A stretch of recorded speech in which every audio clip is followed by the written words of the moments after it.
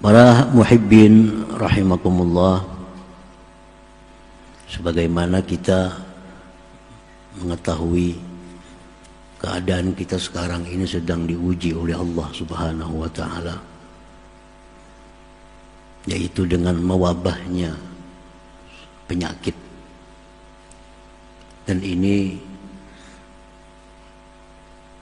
seluruh dunia, dan menjadi pemikiran-pemikiran, perhatian-perhatian semua orang.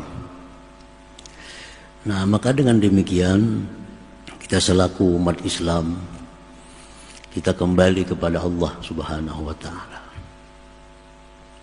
Kembali kepada Allah Subhanahu wa taala dalam arti bahwa kita mengamalkan apa-apa yang diajarkan oleh Rasulullah sallallahu alaihi wasallam dalam menghadapi wabah-wabah penyakit ini. Karena ini sudah diajarkan oleh Rasulullah bagaimana caranya, apa yang kita baca, bagaimana i'tikad kita. Rasulullah mengatakan la adwa, tidak ada penyakit itu yang menular sendiri ke dada. Itu adalah Allah Subhanahu wa taala. Kadada penyakit bisa menular serangan itu kadada. Penyakit itu kadada daya upaya untuk menularkan ke orang lain. Itu semua adalah kehendak dari Allah Subhanahu wa taala. Walaupun kita bertatai duduk, kalau Allah kadang menghendaki kita tular, kadang tertular. Karena penyakit kadang bisa menular. La adwa, ya Nabi, tidak ada menular. Jangan mengiktikadkan dalam hati penyakit ini bisa menular. Karena Nabi mengatakan la adwa, tidak ada menular. Nah, supaya kita ingat bahwa yang menghendaki menular itu adalah Allah Subhanahu wa taala. Nah, pertama i'tikad itu yang perlu kita yakini, bahwa yang menghendaki penyakit itu bisa datang kepada kita itu kehendak Allah Subhanahu wa taala.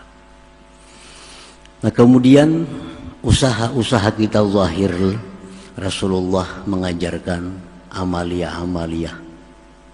Antara lain jar Nabi baca bisukan, baca kamarian, Bismillahilladzi la yadurru ma'asmihi syai'un bil ardi wala fis sama' wa huwas samiul alim. Di Ratibul Haddad ada, di Ratibul Atas ada itu.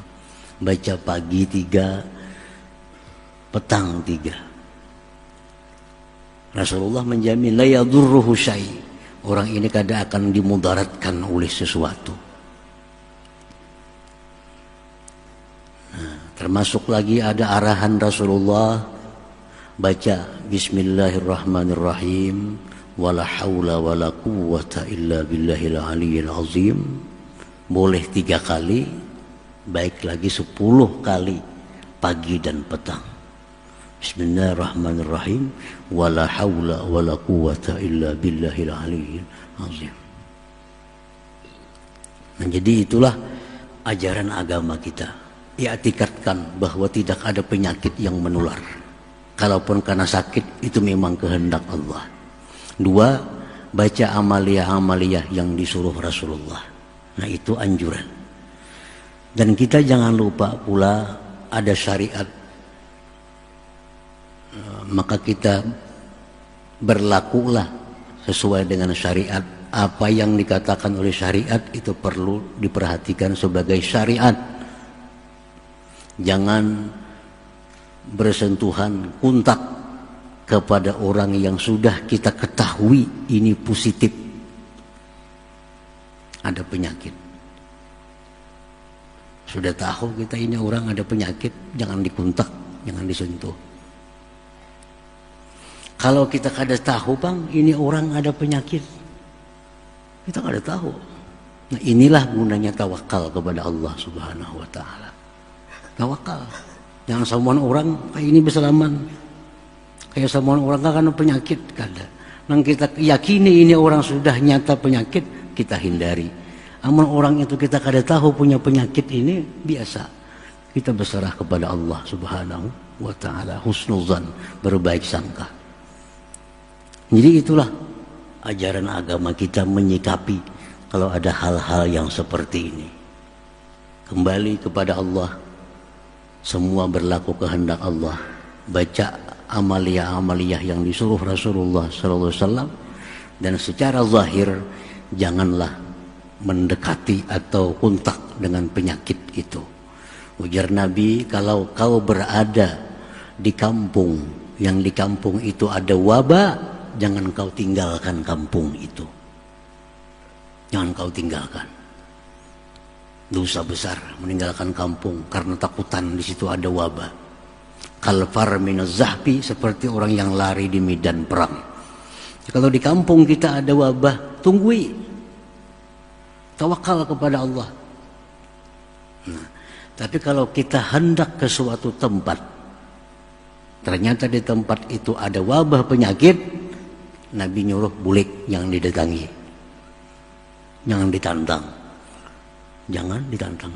Kita hendak misalnya ke Jakarta, kita sudah tahu di sana berkembang biak wabah, jangan didatangi Jakarta, bapak situ.